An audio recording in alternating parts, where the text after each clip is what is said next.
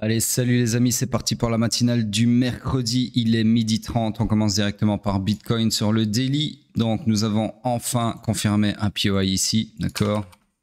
Comme ceci, sur lequel on peut s'appuyer pour chercher désormais des shorts. Donc, scénario comme ceci. Alors, target, bien évidemment, l'accomplissement de la destinée swing avec le run du week low. Sur ce, ici. C'est moi juste grandir un peu ça. Et ceci, hop. Le lot, il est là. Ouais. Voilà donc le nouveau scénario sur le daily. Je regarde si j'ai rien oublié. Oui, et bien évidemment, on est fully aligned à la baisse, d'accord? Je sais pas si je l'ai dit hier, mais en gros, interne, order flow et swing, tous les trois baissiers, d'accord? Donc là, il n'y a absolument rien à long pour le moment. Alors bien évidemment, sur les low time frame, peut-être que ceci est un bottom, peut-être que vous pouvez chercher des longs sur les low time frame pour jouer le segment de retracement haussier du scénario daily, d'accord? C'est pas parce que le daily est fully aligned à la baisse que vous pouvez pas chercher des longs sur la low time frame, d'accord? C'est tout l'intérêt d'avoir une analyse multi time frame, c'est de pouvoir faire tout et n'importe quoi, pour autant que tout soit un peu logique. Quand on les imbrique les unes dans les autres, les analyses doivent être logiques, d'accord? Donc par exemple, ce que je disais, c'est ici sur le H4, chercher un long pour exploiter la partie de retracement du scénario daily qui est baissier, d'accord? Donc scénario daily qui est baissier, bah, sur le H4 ici par exemple, vu qu'on est potentiellement en train de créer un bottom, on va voir ça ensemble tout de suite, vous pourriez chercher un long sur le H4 que vous coupez dans le supply daily en vue de vous préparer pour la suite du scénario daily qui lui est baissier, d'accord? Ou pas. Donc voilà, c'est ça tout l'intérêt du truc. Donc on analyse le H4 de 0, structure swing haussière, structure interne toujours baissière, l'order flow c'est retourné à la hausse. Alors ici on a eu un truc extrêmement crapuleux, très crapuleux, ignoble j'ai envie de dire, maléfique presque. Attendez 2 secondes, je cache ceci, hop. Donc on va faire un petit replay parce que ça c'était quand même, je le voyais venir mais bon, heureusement je me suis pas exposé. Donc, hier, on avait ceci. Et je vous ai dit hier, gros bottom en formation parce qu'on a toutes les, toutes les recettes pour un bottom. D'accord? En tout cas, à ce moment-là, on avait grab de la liquidité, donc liquidation de la mitigation. D'accord? Donc, liquidation de la mitigation dans une demande H4. D'accord? Qui est bien pricée dans le discount. D'accord? Donc, sous l'EQ. Et suivi d'un momentum haussier en forme de V-shape, en forme de V, d'accord, donc qui témoigne de volatilité haussière, qui nous bascule sur un order flow haussier. Il manquait juste un truc, c'était un POI. Et pour avoir un POI, il faut avoir du FVG entre la bougie ici et ici, d'accord? Donc un FVG, c'est ça, ok?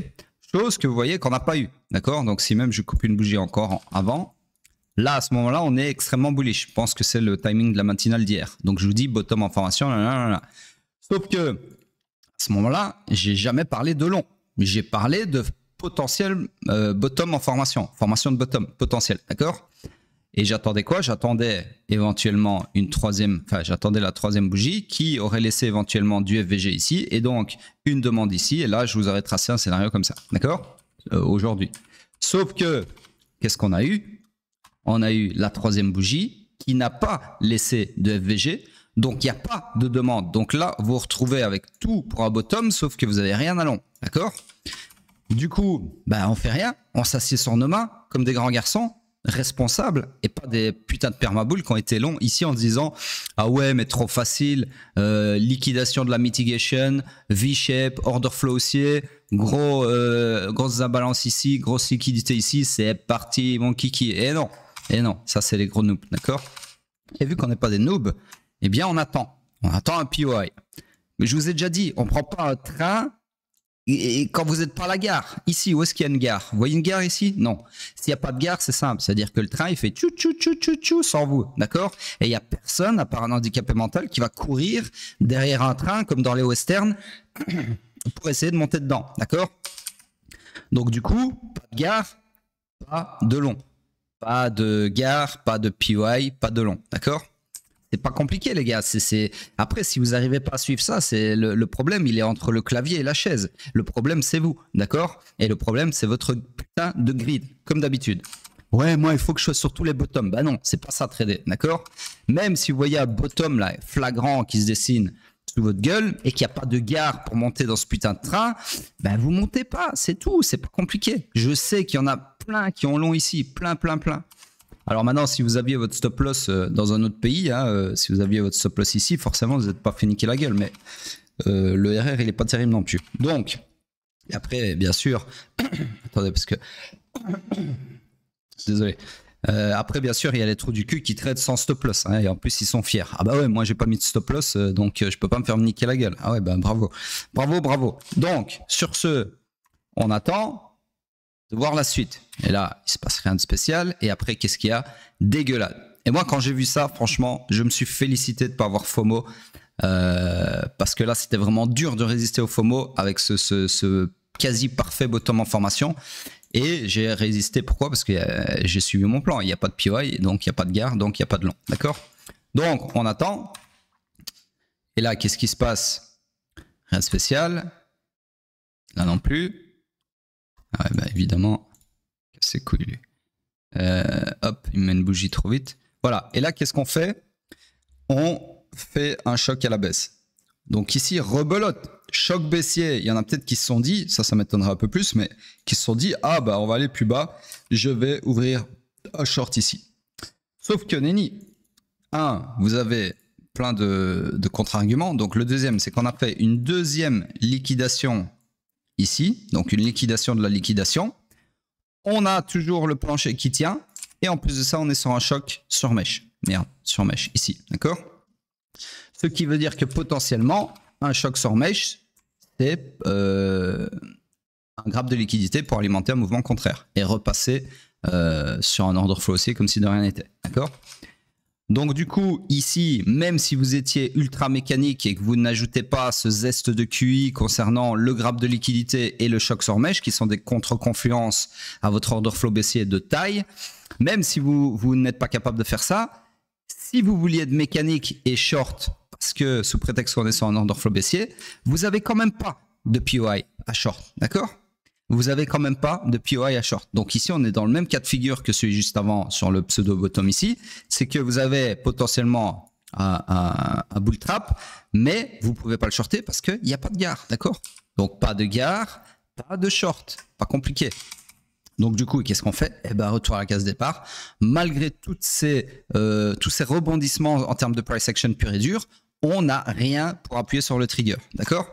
Donc on attend, et là, boum, sur la bougie actuelle, je vais vérifier que c'est bien, ouais, la bougie actuelle, on vient de rechoquer à la hausse. Donc là, maintenant, on sait que ça, c'était un deuxième grappe de liquidité pour alimenter une remontada et repasser sur un order flow haussier comme si de rien n'était. Et là, par contre, les amis, on a très potentiellement, encore plus qu'hier, un putain de bottom. Pourquoi? Parce qu'on est allé racler la liquidité dans l'extrême discount de la demande H4 ici. On a notre V-shape recovery ici, on a notre order flow haussier ici. Il nous manque quoi? Bah, il nous manque de savoir si la prochaine bougie, elle va clôturer en laissant du FVG ici. Et si oui, eh bien, on aura un POI ici sur lequel on pourra chercher des longs. Et là, seulement là, vous pourrez prendre ce train. D'accord? Si la gare se concrétise. Là, pour le moment, encore une fois, ça ne sert à rien de long. Sous prétexte de vous dire ah bah oui, mais c'est bon, la première fois, je me suis fait niquer parce que ça... Merde. C'était une fausse liquidation. Et ça, c'est la vraie liquidation. Donc, c'est bon, maintenant, je peux me replacer. Peut-être. Mais si vous vous placez là maintenant tout de suite, eh ben, vous jouez tout simplement avec votre argent comme si vous étiez au casino, ni plus ni moins. D'accord? Donc là, il n'y a rien à faire. On attend. OK? Donc, on est structurellement parlant dans le high pullback qui peut aller maximum jusqu'au haut protégé du swing pullback. Mais il n'y a rien à faire. Donc, structure morte. Sur ce, on passe sur le M15. Alors, laissez-moi juste cacher ceci. Hop, merde. Hop. Donc, le M15, lui, bah, il s'est perpétué, je pense. Ouais, il s'est perpétué à la baisse. Ici, de justesse. Donc, tout ceci, ça ne m'intéresse plus. Ça non plus, du coup. Hop. Et la structure, la nouvelle structure est baissière, comme ceci. OK? Hop. Donc, dans cette structure, on a une structure interne ici, IBOS, qui est dans son high pullback. Donc, high pullback maximum jusqu'au low protégé du swing pullback. D'accord? Donc, en gros, ici, on cherche des shorts. Malheureusement, il n'y a aucun POI à short, donc ça, c'est réglé. Donc, structure morte également sur le M15. Donc, en gros, le seul scénario à exploiter pour le moment, c'est celui du daily. D'accord? H4 et M15, il n'y a absolument rien à faire là tout de suite maintenant. Sur ce, on passe sur le pétrole. Pétrole. Alors, je vais accélérer parce que j'ai des trucs à faire là. Ah, le pétrole qui se fout de notre gueule aussi. Donc, en gros, ici, laissez-moi juste cacher ceci qui n'appartient pas au daily. Hop. Tac, voilà. Donc, on attend depuis des jours ce scénario baissier. Et au final, remontada en cours. Donc, pour le moment, ça ne change rien au scénario puisque l'order flow n'a pas changé. On est toujours dans la même chose. Ok, il n'y a absolument rien qui a changé. C'est juste qu'on a une remontada en cours et que donc, potentiellement, ce scénario-là semble s'hypothéquer. Mais on ne sait pas, hein. Tout est possible. Trump peut surgir derrière le micro, vous lâcher à freestyle et faire cracher tout ça. Ok.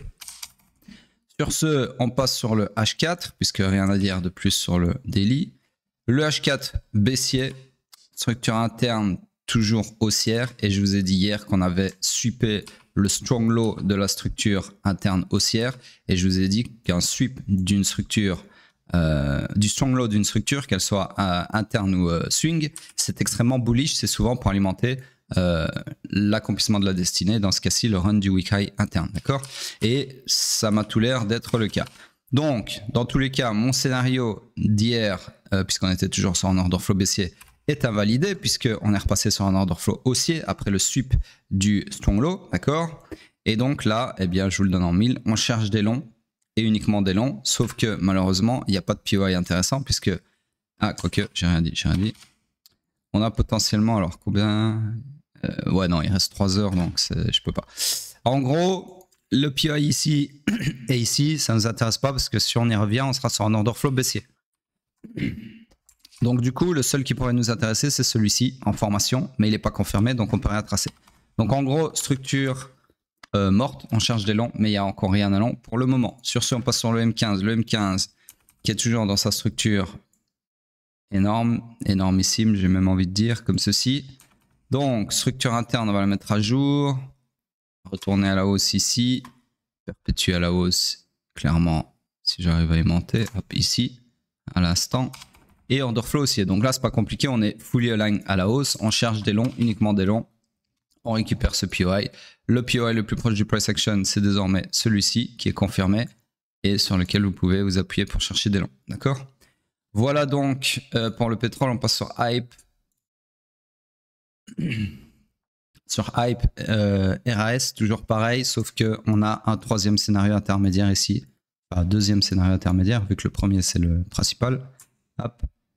Et donc vous pouvez continuer d'espérer de shorter sur ce POI ici, par exemple. Ok.